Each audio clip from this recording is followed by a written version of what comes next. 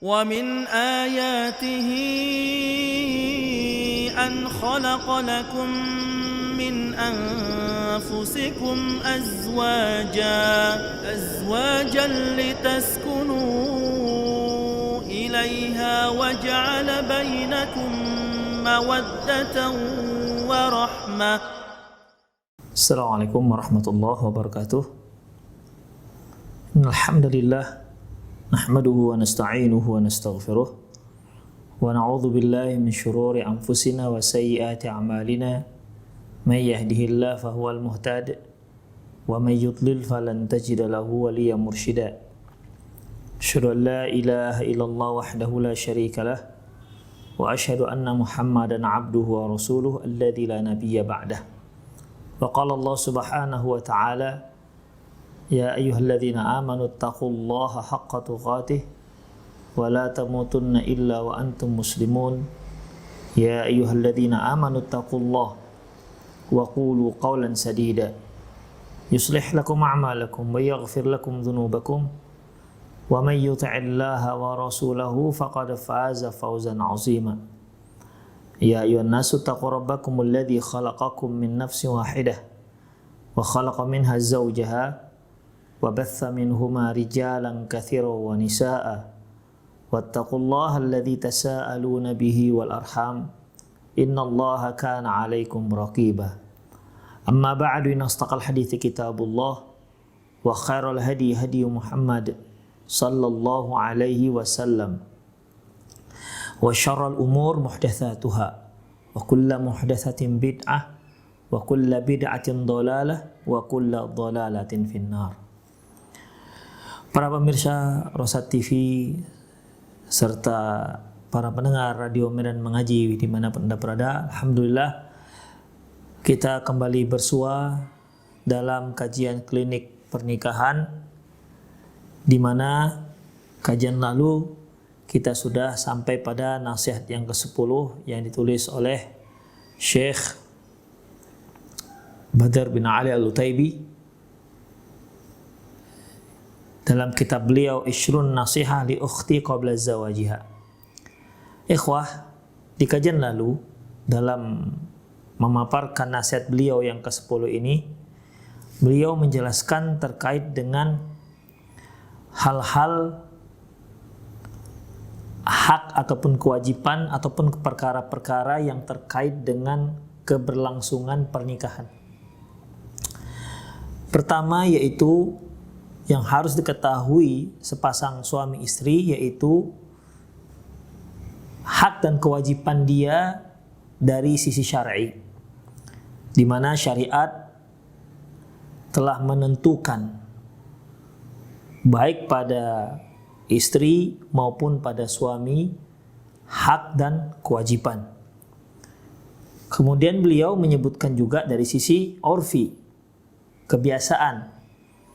Dan yang ketiga yaitu dari sisi kesepakatan antara suami dan istri. Ikhwah, dari sisi syar'i, tinjauan dari sisi syar'i, beliau menyebutkan terkait dengan hak-hak suami dan istri yang sudah ditetapkan dalam syariat Islam, seperti hak suami ya terhadap istrinya. Sebagai contoh, seorang istri wajib untuk berkhidmat kepada sang suami ya dengan cara yang baik. Kemudian juga seorang istri wajib untuk mentaati suaminya selama ketaatan itu tidak melanggar syar'i, atau selama suami memerintah si istri, menyuruh si istri untuk perkara yang tidak menyelisih syariat. Yang ketiga yaitu istri tidak boleh berpuasa sunnah kecuali ketika suami ada di rumah, kecuali setelah mendapat izin dari sang suami. Demikian juga istri wajib untuk menjaga harta suami, menjaga anak-anak ya di saat suami tidak ada di rumahnya. Kemudian tidak membawa orang lain masuk ke rumahnya kecuali dengan izin sang suami, dan banyak hal lain ikhwafiddin yang terkait dengan kewajiban istri terhadap suami atau hak suami terhadap istri. Kemudian beliau menjelaskan juga terkait dengan hak istri terhadap suami, seperti beliau menyebutkan mahar, ya, di mana mahar ini merupakan satu harta yang diberikan suami memang untuk si istri, mahar, ya, sesuai dengan kesepakatan. Kemudian sang suami jika dia cocok dengan sang istri, hendaklah dia hendaklah dia bergaul dengan cara yang baik, ya, dengan sopan dan santun dan lain-lainnya, dengan lemah lembut. Dan kalau dia tidak merasa cocok hingga akhirnya mau tidak mau dia harus menetapkan perceraian, maka bercerailah dengan cara yang baik, ya. Bercerailah dengan cara yang baik. Jangan sampai dia menggantungkan si istri, menggantung si istri, tidak dicerai, dan juga dia tidak dicerai tapi seperti sudah dicerai, dia juga tidak dicerai. Demikian, ya. Oleh karena itu peganglah sang istri dengan cara yang baik, dan kalaupun memang ternyata dirasa tidak cocok, maka silahkan berpisah dengan cara yang terbaik. Demikian juga suami wajib untuk memberikan istri sandang, pangan, papan, dan juga termasuk terkait dengan masalah mengajarkan kebaikan kepada sang istri, mentarbiyah sang istri dan keluarga. Kemudian ikhwah rahimanallahu wa iyyakum, dan hal-hal yang lain yang beliau sebutkan dalam buku ini. Kemudian ada juga yang terkait dengan hak, di mana hak ini hak untuk kedua belah pihak, suami dan istri sama. Hak yang di mana antara suami dan istri memiliki hak yang sama, seperti menepati janji yang telah disepakati sebelum terjadinya akad pernikahan, ya. Seperti misalnya ketika seorang lelaki melamar seorang wanita yang ada di kota Medan misalnya, kemudian si wanita menerima lamaran tersebut dengan syarat dia tidak mau dibawa ke Jawa misalnya. Dia tidak mau dibawa keluar kota misalnya. Kalau itu persyaratan diterima, ya, disetujui, dia terima lamaran. Kalau tidak dia tidak menerima. Akhirnya si laki-laki menerimanya, maka ini syarat wajib untuk dilaksanakan. Kecuali setelah beberapa tahun menikah, lantas si istri mencabut persyaratan tersebut, itu lain lagi ceritanya. Namun ikhwah, intinya kalau pernah ada persyaratan, ya, yang diberikan, yang diajukan kepada si perempuan, si calon istri, ya, sebagai tanda diterimanya lamaran tersebut, maka wajib untuk dilaksanakan. Al muslimu ala syurutihim, seorang muslim itu sesuai dengan persyaratan yang sudah disepakati. Termasuk juga para ulama berbicara terkait dengan masalah persyaratan ini, yaitu jika sang istri mau menerima lamaran, sang wanita mau menerima lamaran si laki-laki dengan catatan, dengan syarat dia tidak mau dipoligami misalnya. Maka ketika si laki-laki tersebut, ya, saya tidak akan berpoligami, ya, saya menerima persyaratan tersebut, maka ketika mereka menikah, maka al muslimu ala syurutihim, seorang muslim sesuai dengan persyaratan yang sudah mereka sepakati. Demikian juga si laki-laki, ya, si laki-laki mungkin pernah memberikan syarat, ya, misalnya persyaratannya dia seorang yang dia tidak suka kalau keluarga si perempuan sering-sering mengunjungi dia misalnya. Oke, kata si perempuan, ya, oke katanya, kemudian disepakati, maka persyaratan ini wajib untuk ditepati. Itu ikhwatiddin. Itu yang terkait dengan masalah menepati persyaratan yang sudah pernah disepakati, Kemudian apalagi hakul istimta, yaitu hak untuk mendapatkan kesenangan dari kedua belah pasangan. Jadi si istri berhak untuk mendapatkan kesenangan dari sang suami juga berhak mendapatkan kesenangan dari sang istri. Itu hak yang sama. Makanya kan dalam Islam tidak boleh seorang suami itu hanya mementingkan dirinya sendiri. Misalnya dalam terkait dengan masalah hubungan biologis misalnya. Suami tidak bisa ego, yang penting dia sudah puas, dia tidak peduli dengan istrinya sudah atau tidak. Maka dalam masalah ini, ikhwah, ya, suami dan istri memiliki hak yang sama. Suami, istri memiliki hak yang sama. Demikian juga terkait dengan masalah rahasia, di mana seorang istri berkewajiban untuk merahasiakan rahasia suami, dan demikian juga sebaliknya. Haknya sama, hak dan kewajibannya sama. Juga terkait dengan masalah warisan, ya. Warisan ini sudah kita bahas bahwasanya suami dan istri punya hak waris yang sama, dengan artian sama-sama mendapat warisan dari sang pasangannya. Apabila seorang istri meninggal, suami dapat warisan. Apabila suami meninggal, maka istri dapat warisan. Hanya saja berbeda dalam ketentuan bahagian. Itu dia, di mana Allah Subhanahu wa taala menyebutkan apabila istri meninggal, maka suami mendapatkan setengah jika istri tak punya anak, dan mendapatkan seperempat jika istri punya anak. Adapun istri akan mendapatkan harta warisan dari sang suami seperempat jika si suami tak punya anak, dan mendapat warisan seperdelapan jika sang suami punya anak. Demikian juga terkait dengan tarbiyatul aulad, yaitu mendidik anak-anak. Ini mereka berdua, suami dan istri, memiliki hak yang sama. Baik, itu yang sudah kita pelajari. Sekarang kita masuk pada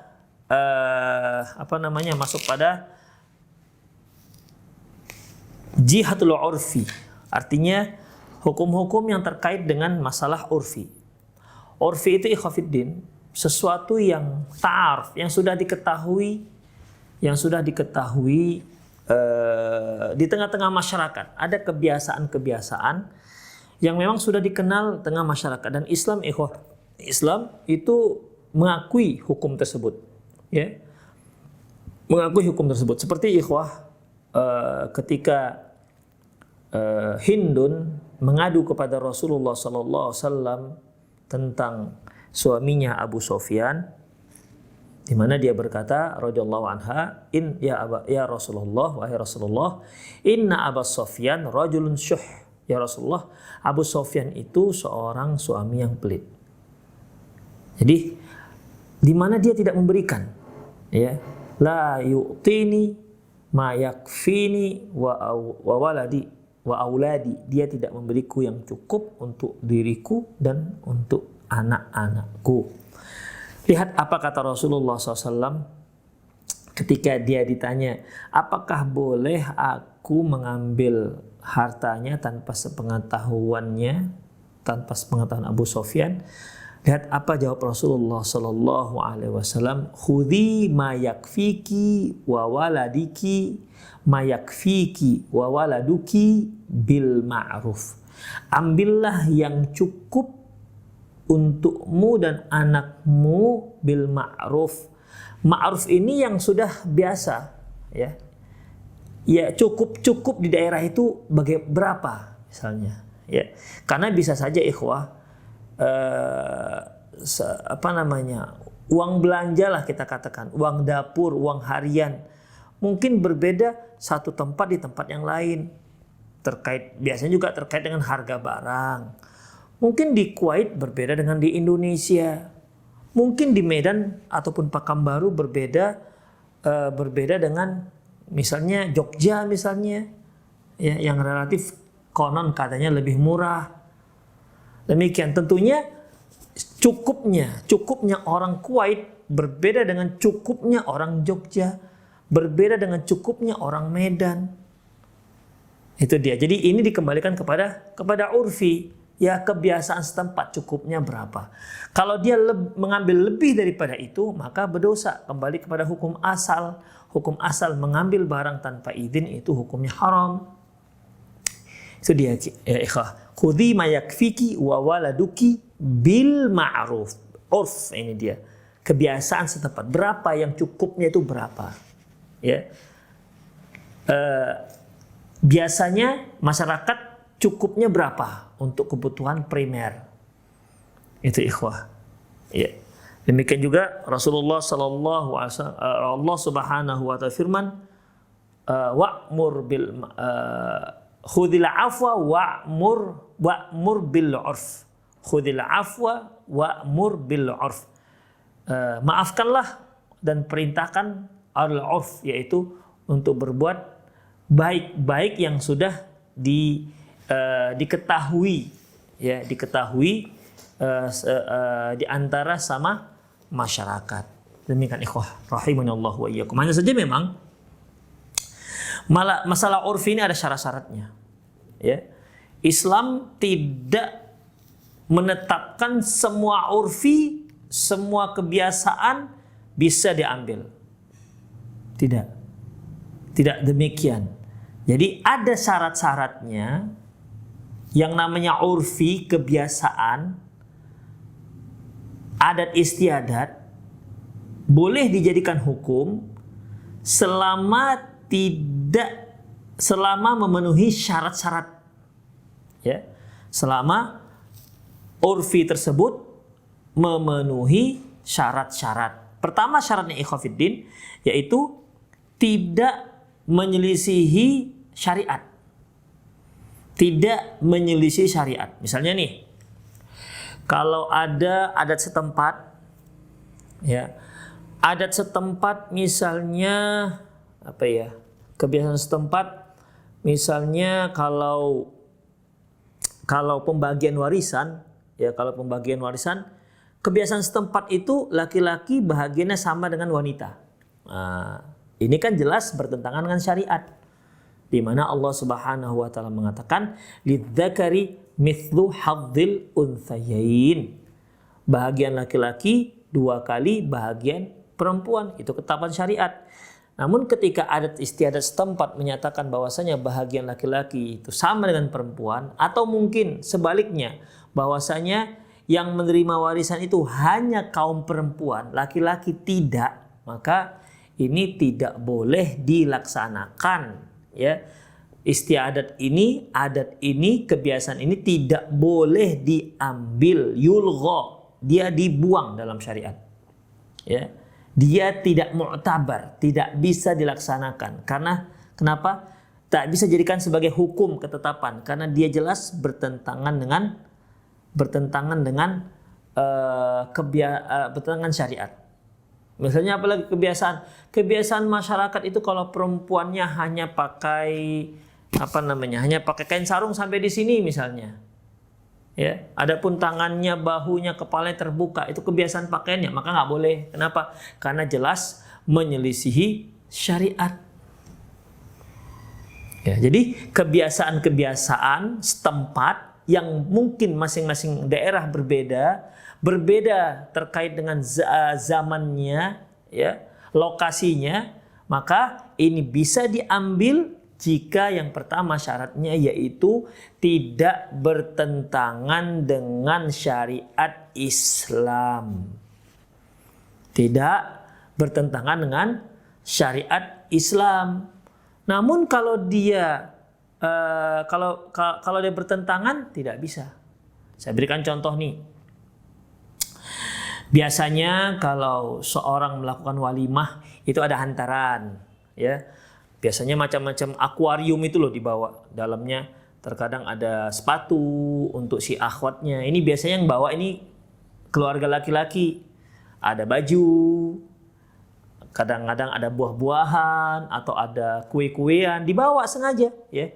Dibawa sengaja, atau juga ada berupa hiasan hiasan itu tapi dari uang yang dilipat-lipat. Uang 50.000 atau uang 100.000 begitu. Ini kan sebagai hadiah, tidak bertentangan dengan syariat. Tidak bertentangan dengan syariat. Maka kalau dilakukan nggak masalah. Itu dia. Kalau dilakukan tidak ada masalah. Dalam Islam ini nggak ada. Tidak ada. Ini sebuah kaos nggak ada. Yang ada dalam Islam yaitu mahar. Adapun hantaran segala macamnya tidak ada tetapkan dalam Islam. Maka boleh kita berikan hantaran. Demikian ikhwah. Ini salah satu kebiasaan yang boleh kita lakukan, ya. Yang boleh kita melakukannya. Misalnya kalau adat orang Minang misalnya, ya, ketika marapulai laki-lakinya datang disambut dengan pencak silat. Boleh silakan pencak silat, nggak ada masalah, asalkan tidak pakai musiknya, Bu. Apa namanya? Kentongan itu loh. Itu dia. Demikian ikhwah. Jadi tidak ada masalah. Atau ketika mereka datang berbalas pantun. Demikian. Nggak ada masalah. Adat istiadat ini adat istiadat yang boleh karena tidak ada larangannya. Jadi intinya selama tidak terlarang silahkan lakukan dan itu sebagai hukum. Itu boleh jadikan sebagai hukum. Namun kalau jelas dilarang maka tidak boleh, haram hukumnya untuk dilaksanakan. Ini syarat yang pertama. Kemudian ikhwah rahimanallahu wa iyyakum, syarat yang kedua yaitu tidak ada di situ jika di situ ada penjelasan yang jelas-jelas menyelisihi kebiasaan. Ada pernyataan jelas yang menyelisihi kebiasaan. Misalnya nih, kita mengetahui bahwasanya kita tidak boleh mengambil harta orang. Ya, nggak boleh.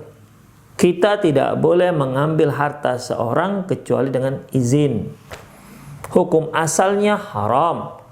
Rasulullah sallallahu alaihi wasallam mengatakan, "Umirtu an uqatilan nas hatta yashhadu an la ilaha illallah wa anni rasulullah wa yaqamus shalah." Aku diperintahkan untuk memerangi umat manusia sampai mereka bersyahadat dan mereka salat. Kemudian fa in fa'alu dzalik, kalau mereka melakukan itu, asamu minni dima'ahum wa amwalahum, maka terlindungilah dariku darah dan hartanya.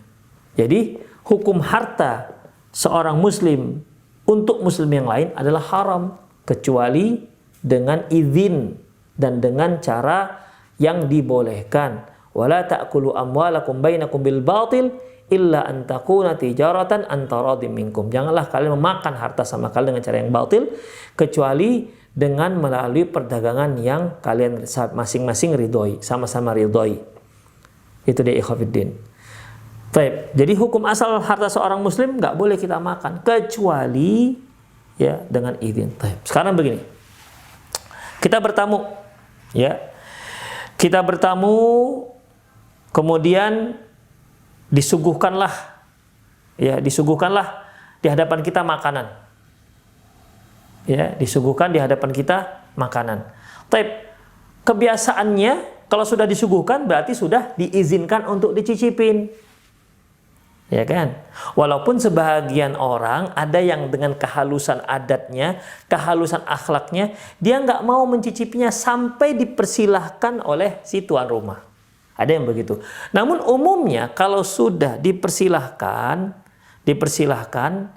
kalau sudah disuguhkan makanan tersebut di hadapan tamu, ini umumnya berarti sudah mendapat izin untuk dicicipi. Biasanya tamu ini kalau dia kepingin makan, dia ada yang ngomong juga, sudah boleh Pak dimakan? Oh ya silakan. Begitu biasanya. Namun secara urfi, hukum kebiasaan bahwasanya kalau makanan sudah dihidangkan di hadapan si tamu, itu tandanya sudah dapat izin untuk dicicipi. Itu dia kan, kecuali kalau si penghuni rumah mengatakan jangan ada yang makan sampai saya izinkan. Itu kan berarti sebuah kebiasaan kemudian diselisihi dengan satu pernyataan yang jelas. Itu dia. Karena itu hak dia. Saya ulangi, ketika kita penghuni rumah menyajikan makanan di hadapan tamu, itu secara urfi, ya adat, kebiasaan itu menunjukkan sebuah keizinan. Udah, dimanapun dia. Kecuali kalau si penghuni rumah mengatakan jangan dimakan ya sampai saya izinkan. Itu dia. Itu namanya kebiasaan, ya. Yang kedua yaitu kebiasaan boleh dilaksanakan kecuali jika ada pernyataan jelas yang menyelisihi kebiasaan tersebut. Saya berikan contoh lain. Kebiasaan misalnya kalau kita di jalan tuh ada lampu merah, tengah kuning, paling bawah hijau. Ya.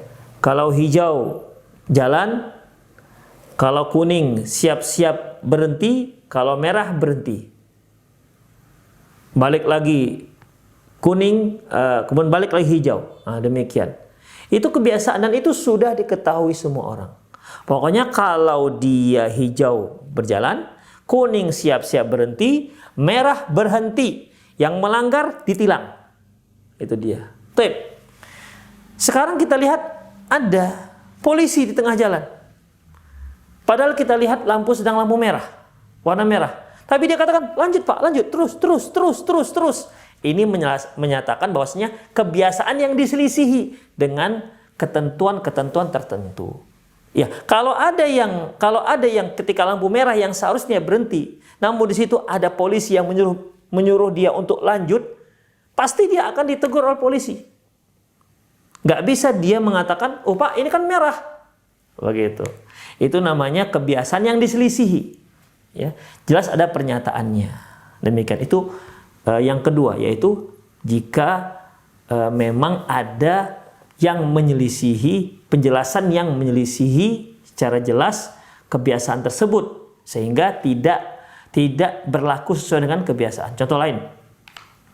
Misalnya nih, biasanya kalau kita beli perabot rumah, beli lemari misalnya, kan nggak mungkin kita gotong. Kebiasaannya yaitu kalau kita beli benda-benda seperti ini, itu harganya sudah sekalian transportasi benda yang kita beli sampai ke rumah. Ya kan? Baik. Tapi kalau si penjual mengatakan, Pak, kami tidak punya transportasi sampai ke rumah. Ini harga tidak dengan transport. Nah, berarti kan menyelisihi.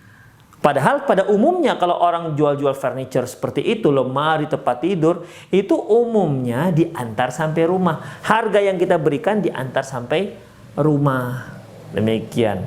Itu contoh. Ya, jadi kebiasaan harga itu sudah sampai di rumah. Tapi karena dia menyatakan, tapi ini harga tidak sampai di rumah. Itu namanya menyelisihi kebiasaan. Dan itu jelas. Berarti hukumnya sudah berubah pada saat itu. Misalnya lagi, seorang beli kambing. Umumnya orang beli kambing dengan tali kambing. Talinya. Kambing kan bukan tali dan tali bukan kambing. Tapi kalau si penjual kambing mengatakan, Pak, saya jual kambing, talinya nggak saya jual ya. Berarti itu menyelisih kebiasaan. Kalau dia sepakat, si pembeli sepakat, ya udah, berarti dia nggak beli tali kambing. Tali kambing nggak termasuk. Kalau dia kalau dia nggak sepakat, ya udah, berarti dia silakan cari kambing yang lain yang akan dia beli. Ini namanya apabila kebiasaan tersebut tak berlaku jika ada pernyataan yang menyelisihi dari kebiasaan tersebut, dan itu disepakati pernyataan tersebut. Demikian ikhwah. Kemudian selanjutnya yaitu kalau kebiasaan itu yaitu yang sudah berlaku secara umum. Yang sudah berlaku secara umum. Misalnya nih, saya misalnya beli HP, ya. Beli HP. Berapa nih HP Pak? Atau bendera? Saya tanya ini, berapa Pak bendera? Dia katakan 1.000 atau 5.000. Deal. Kemudian saya keluarkan duit 5.000. Kata si penjual, oh Pak, bukan 5.000 rupiah, 5.000 real. 5.000 real. Demikian. Ini bagaimana? Mana yang diambil? Atau dia sudah ambil barangnya. Besok saya kasih uangnya. Besok transfer uangnya. Misalnya HP ini. HP berapa ini harganya? Harganya 2 juta. Oke. Percaya dengan saya, kata si pembeli, pembeli. Percaya, besok saya beri duitnya. HP-nya saya ambil duluan. Oke. Berapa? 2 juta. Kemudian besok dia datang membawa uang 2 juta rupiah. Kata si penjual, yang saya maksud enggak kok 2 juta. Yang saya maksud 2 juta real. Misalnya begitu ya. Waduh. Misalnya 2 juta real misalnya. Atau dia jual beli dolar, atau dia beli pakai dolar. Ya, dia pakai dolar. Misalnya mungkin di Medan ini ada pasar internasional yang jual belinya pakai dolar. Ya. Berapa ini? 100 dolar. Oke. Saya ambil dulu ya barangnya, besok saya kasih duitnya. Oke. Besok dia datang 100 dolar. Pak, yang saya maksud bukan dolar Amerika, tapi dolar Kuwait. Atau dolar Singapura. Atau dolar apalah misalnya. Ya. Jadi bagaimana ikhwah? Nah, maka hukum yang berlaku adalah kebiasaan di situ pakai dolar apa? Kebiasaan di situ pakai uang apa? Begitu. Kebiasaannya pakai uang apa? Kalau kebiasaannya pakai uang dolar Amerika, maka hakim akan menetapkan dolar Amerika, bukan dolar Singapura. Ya, atau dolar yang lainnya yang mungkin lebih mahal atau lebih murah. Demikian. Ya. Itu namanya kebiasaannya apa? Ketika terjadi perselisihan. Itu dia. Beda halnya macam yang kedua tadi. Kebiasaannya pakai dolar Amerika. Dia katakan, tapi saya mau pakai dolar negara ini misalnya. Deal dia berarti harganya sesuai dengan kesepakatan, tidak yang menyelisihi kebiasaan. Contoh lain apa ya? Contoh lain, misalnya nih, biasanya kan kalau pelajar itu naik angkutan umum itu, biasanya kalau pelajar naik angkutan umum, dia punya ongkos tersendiri, tarif tersendiri, ya kan? Misalnya kalau tarif misalnya dari Universitas Madinah ke Masjid Nabawi misalnya, itu ada tarif 2 real misalnya. Itu udah umum, udah ma'ruf. Tapi ketika tiba-tiba si yang punya bus atau yang punya angkutan umum minta 10 real, mereka berputar, nggak bisa, saya minta 10 real. Kata si mahasiswa, nggak bisa Pak, ini biasanya cuma 2 real, kok Bapak minta 10 real, kan terjadi pertengkaran. Maka dikembalikan kepada urfi, yaitu kebiasaan. Kebiasaannya apa? 2 real, maka 2 real. Ya, kalau ini masalah diangkat ke hakim, maka diambil yang kebiasaannya.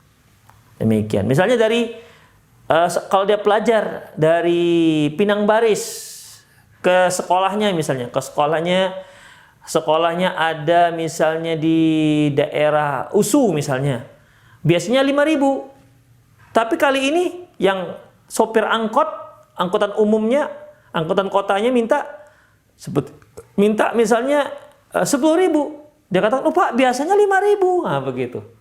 Ini namanya kebiasaan, ya. Ini namanya kebiasaan. Jadi urfi itu akan berlaku jika memang sudah menjadi kebiasaan dan sudah sama-sama difahami.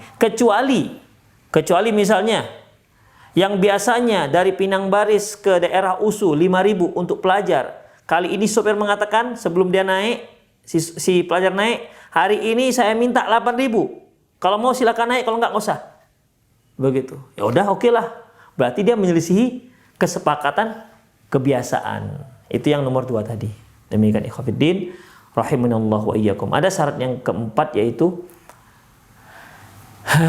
di mana urfi ini, yaitu dia memang sudah terdahulu dengan makna yang diinginkan oleh setempat. Misalnya nih, kalau dahulu ada orang yang berwakaf atau memberikan hadiah, ini rumah ini aku berikan untuk putraku, putra-putraku, untuk putra-putraku. Putra-putra itu kan kalau bahasa Indonesia itu bisa hanya untuk laki-laki. Tapi kalau di Jawa bisa, kalau sudah berapa putranya mas, itu bisa laki-laki dan perempuan masuk. Ya, jadi niat pada waktu itu apa? Kalau niatnya termasuk putraku itu adalah putra dan putri, maka dikaitkan hukumnya hukum yang waktu dia menyatakan itu. Kalaupun kemudian 2 tahun kemudian berubah di daerah tersebut, jika dinyatakan putra berarti laki-laki saja, putri baru perempuan. Maka hukum tersebut dikembalikan kepada di saat urfi itu diucapkan. Demikian ikhwatiddin. Jadi ada ada 4 syarat barulah urfi itu bisa diakui dalam syariat. Demikian juga terkait dengan masalah rumah tangga. Lil urfi quwwatuhu wal adati hukmuha. Adat dan istiadat itu ada kekuatan hukum. Ya. Wa ma ra'ahun nas hasanan fahuwa hasanun. Apa yang dilihat masyarakat itu baik, maka itu ditetapkan baik. Malam yu'arid amron wa nahyan syar'iyyan, selama tidak menyelisihi syariat. Wa alaihi faqad jarat 'adatun nasi 'ala ba'dil adabi wa tasarrufatil lati la yaliqu bihi wala biki ihtiraquha wa mukhalafatuha siyanatan li janabikuma min syamatati syamitin. Oleh karena itu, ya, berlakulah adat istiadat dalam beberapa etika dan perilaku yang tidak boleh kamu langgar. Ya, wahai para istri, jadi di situ ada etika dan perilaku yang tidak boleh dilanggar oleh seorang istri. Walaupun dalam hukum syariat dia boleh, nggak ada masalah. Tapi karena etika adat istiadat setempat menyatakan itu dilarang, maka jangan lakukan, jangan dilanggar. Ya, jangan dilanggar. Ingat, walaupun syariat tidak melarang, jika kebiasaan setempat itu melarang, maka jangan lakukan. Misalnya nih, kalau ada satu tempat itu aib kalau ada perempuan, seorang gadis duduk di teras rumah misalnya. Ya, wanita duduk di teras rumah nggak ada masalah selama dia menutup aurat. Nggak ada masalah. Wong dia ke pasar boleh. Ya. Tapi jika kebiasaan setempat wanita aib kalau wanita itu duduk di teras rumahnya, maka wahai para istri, janganlah anti menyelisih kebiasaan ini. Ya. Janganlah menyelisih adat istiadat ini, karena tidak duduk di teras itu tidak menyelisih syariat. Ya. Yaitu untuk menghindari adanya cercaan dari orang lain. Ya, cercaan dari orang lain. Saya berikan contoh, kalau ada seorang menaiki ataupun mengendari sebuah kendaraan bermotor yang kalau orang Medan bilang trail misalnya, ya, trail misalnya, ya. Jadi ikhwah, yang kita lihat bagaimana rodanya, jadi yang biasa dipakai untuk balap lah. Baik, seorang ustadz datang ke pengajian dengan mengendari trail itu, pakai helm, sini buku gitu kan, kitab, pakai itu dia, datang dia, Masya Allah, siapa ini? Rupanya Pak Ustadz mau isi pengajian. Memang nggak ada masalah secara hukum syar'i, tapi kebiasaan orang melihat nggak layak Ustadz itu pakai ini. Ustadz tuh layaknya pakai bebek, begitu kira-kira. Vario misalnya, atau mobil sekalian, demikian. Ya, itu kebiasaannya begitu, ikhwah. Ya, demikian, ikhwah fiddin rahimanallahu wa iyyakum. Itu namanya kebiasaan. Kalau nggak, nanti orang mencerca. Padahal naik sepeda motor seperti itu dalam hukum syariat nggak masalah, ya, nggak ada masalah. Tapi adat istiadat setempat tidak membolehkan, maka ikutilah, ya, ikutilah. Karena mengikuti itu tidak menyalahi syariat. Wa amthilatu dzalik katsiratun. Katsirat jiddan. Permisalan ini banyak sekali. Takhtalifu min zamanin ila zamanin wa min makanin ila makanin wa min qabilatin ila qabilatin. Itu berbeda-beda di satu tempat, satu masa ke masa, tempat ke tempat, dari satu suku ke suku yang lain. Wa qad yakunu mimma yaf'alu fil madhi min umuri tu'addu min al-qaba'ih. Saran nas yu'tabaruna al-yawm min al-akhlaqis samiyah. Bisa saja dahulu, orang-orang dahulu, satu perbuatan itu dianggap sebuah perbuatan yang aib, tapi orang sekarang menganggap sudah baik-baik saja, nggak ada masalah. Ya, ada berubah kebiasaannya. Wa kadzalika waqad yu'addu ba'dhu tasarrufat al-azwaj ma'a azwajihim fil qura min al-ijrami bainama yu'tabaru fil muduni min al-ikrami. Contoh lain seperti ada beberapa perilaku pasangan suami istri itu di satu tempat itu dianggap suatu perbuatan yang buruk. Namun di tempat lain dianggap sebuah dianggap sebuah penghormatan.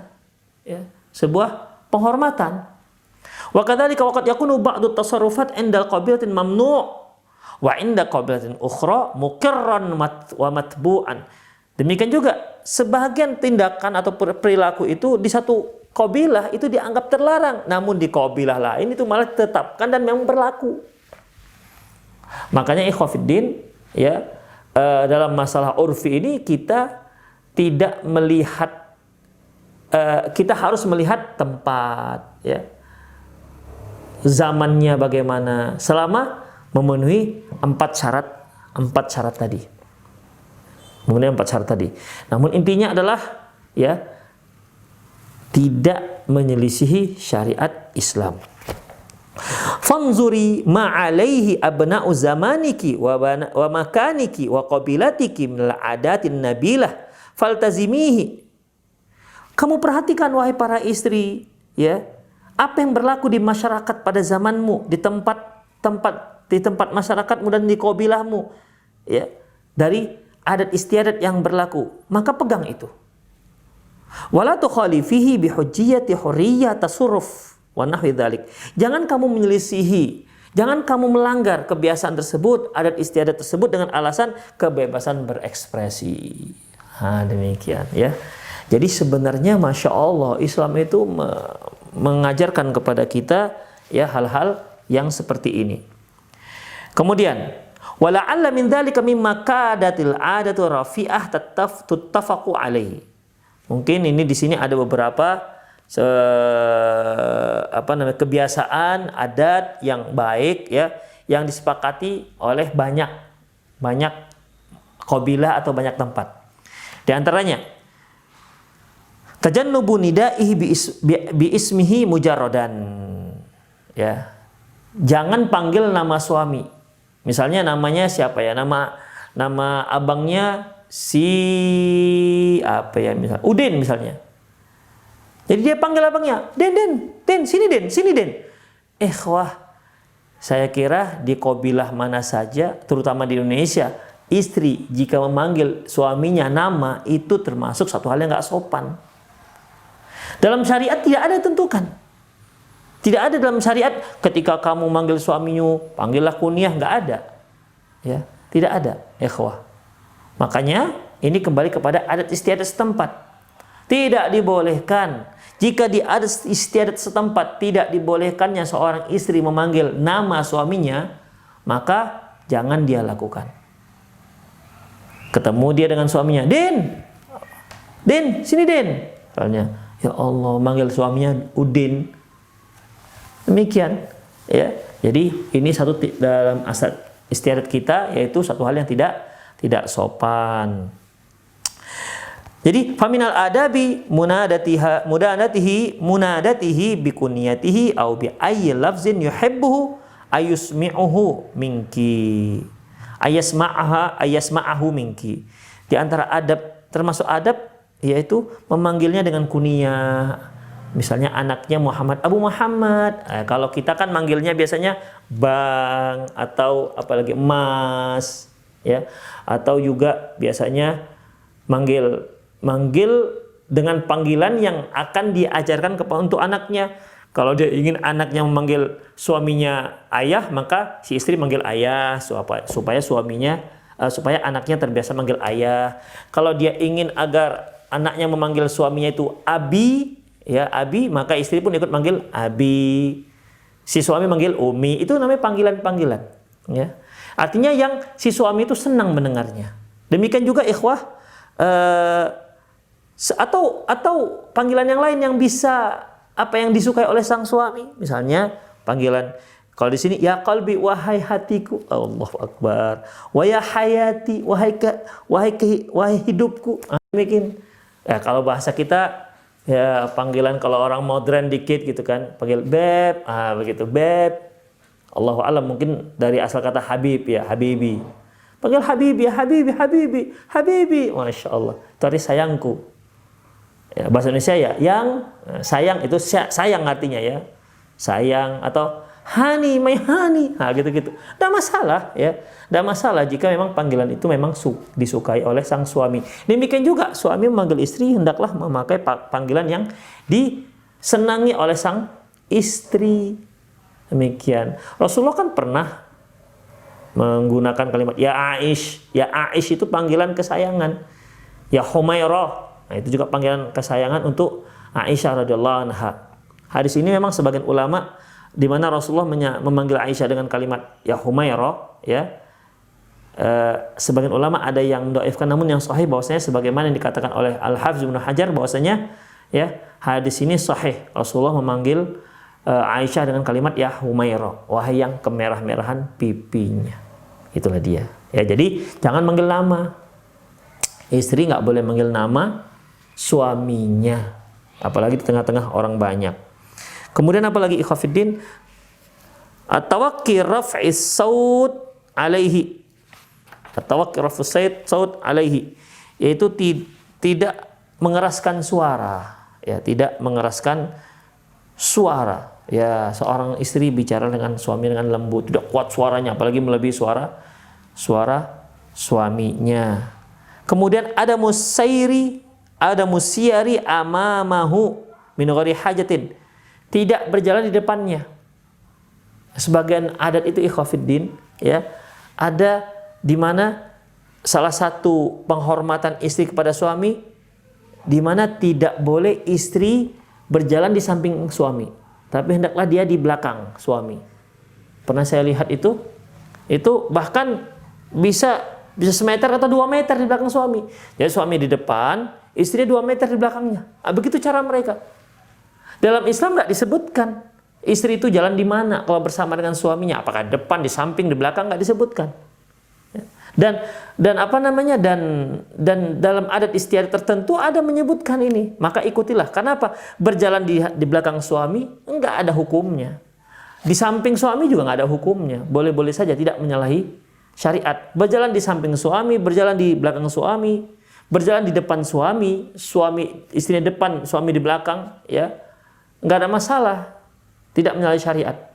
Namun jika dalam adat tertentu ada aturannya, maka lakukanlah itu, ya, lakukanlah itu.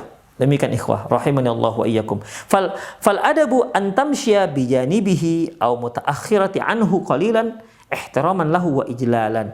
Di antara adab kamu wahai para istri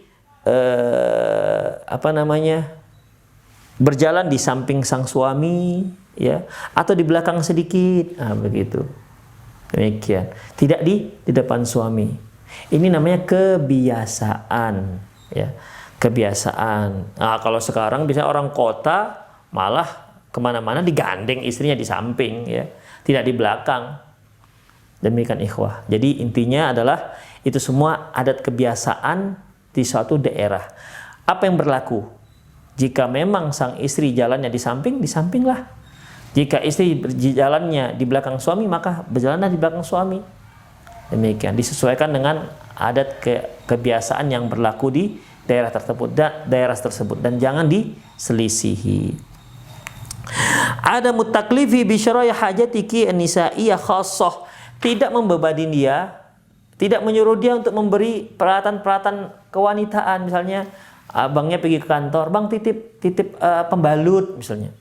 Yang begini-begini kan tidak wajar, ikhwatiddin. Walaupun tidak ada masalah, ya, syariat nggak ada melarangnya. Namun jika di satu tempat kebiasaan satu tempat di mana mereka menganggap aib kalau seandainya sang suami membeli peralatan-peralatan khusus sang istri, maka jangan lakukan.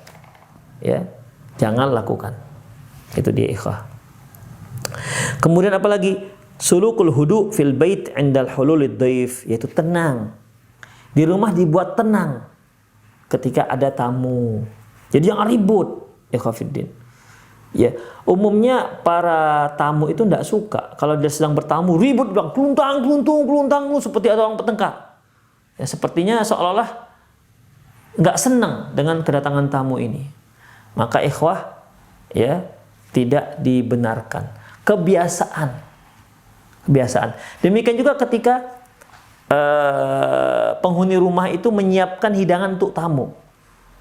Itu sebaiknya tidak ada suara. Tapi keluntung begitu, pokoknya ribut. Ya, seperti orang, ya, pokoknya dalam menyiapkan itu suatu hal yang membuat keributan. Umumnya tamu tidak suka seperti itu. Ya, tidak suka seperti itu. Ya, walaupun nggak ada masalah dalam syariat ketika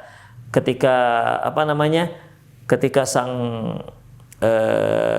istri menyiapkan teh manis misalnya, berbunyi dia klitik, sebenarnya nggak ada masalah. Ya, untuk orang Medan nggak ada masalah. Ketika dia mengaduk gula di teh atau di kopi, berbunyi nggak ada masalah. Tapi di Jogja bermasalah. Bagi mereka itu kurang adab. Jadi bagaimana? Untuk di Jogja, kebiasaan Jogja, kalau kita mau mengaduk gula di teh ataupun di kopi, nggak boleh berbunyi, jadi silent. Di Medan nggak ada masalah, keluntang, nggak ada masalah. Nah, itu dia ikhwatiddin. Ya.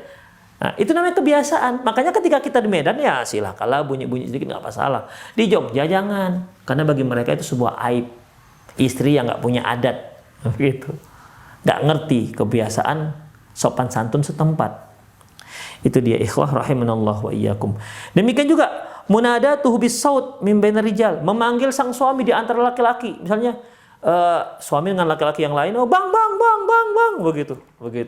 Ya, itu kurang adab, bang. Apalagi sampai sweet, apalagi sampai begitu. Berarti istrinya mantan preman tuh berarti. Jadi ikhwah, itu menyalahi adat istiadat, menyalahi kebiasaan. Jadi datangilah atau pakai isyarat.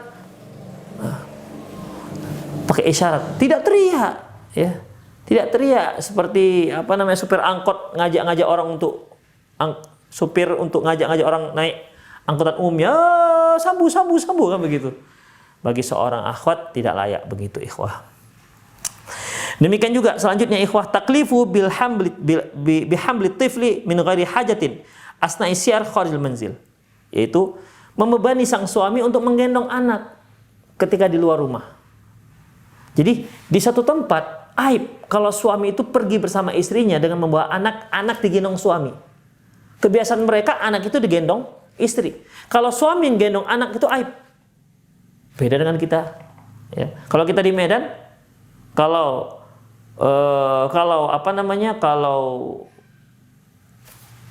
si suami yang gendong anak nggak aib, biasa-biasa aja, ya. Istri capek, oper suami capek, oper ke istri begitu. Ya, demikian. Walaupun banyak juga sebagian suami nggak mau, dia mau gendong anaknya, maunya istri yang gendong dua-dua. Aduh, itu yang anak yang 2 tahun sebelah kiri, yang 4 tahun sebelah kanan, kadang-kadang yang 6 tahun di bawah. Semuanya dengan istri. Ya, ini para suami juga harus perhatikanlah ini. Ya, masa 3 anaknya istri semua yang bawa? Untung satu lagi di belakang, jadi 4. Kiri, kanan, belakang. Satu lagi jalan sendiri. Ayahnya mana? Tuh di depan, masya Allah. Ya, sambil main HP.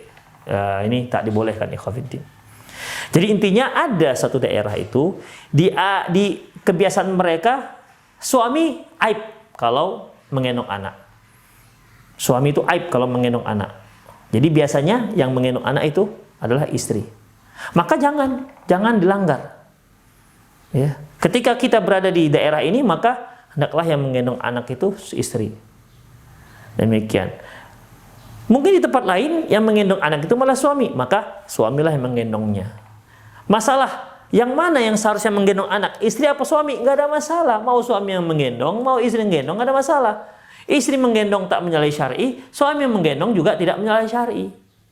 Itu dia. Karena memang kaidah dasarnya tidak boleh menyalahi syar'i selama kebiasaan tersebut tidak bertentangan dengan syariat. Demikian ikhwatiddin rahimanallahu wa iyyakum. Wa ala hadza mithal wa ala mithli hadza faqisi min al akhlaqi wat tiba'i al mardiyah faltazimi biha wa la tukhalifiha wa mukhalafatul ma'luf min khawaril muru'ah. Inilah contoh-contohnya. Silahkan kamu cari lagi akhlak-akhlak yang lain, yang cocok, yang baik, ya. Kemudian lakukanlah itu. Jangan kamu selisihi kebiasaan-kebiasaan yang baik ini. Karena menyelisihi kebiasaan setempat yang tidak menyalahi syar'i itu termasuk pelanggaran terhadap norma dan etika. Itulah ikhwatiddin yang dimaksud oleh penulis, yaitu min jihati syar'i, min jihati urfi, di mana hendaklah suami istri memperhatikan kebiasaan adat istiadat setempat. Ingat, selama tidak menyelisihi atau tidak melanggar kaidah-kaidah syar'i. Demikian ikhwah rahimanallahu wa iyyakum.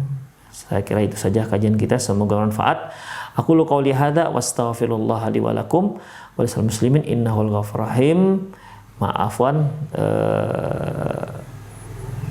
untuk tanya jawab kita pending dulu sampai besok, ya, untuk dikarenakan satu hal.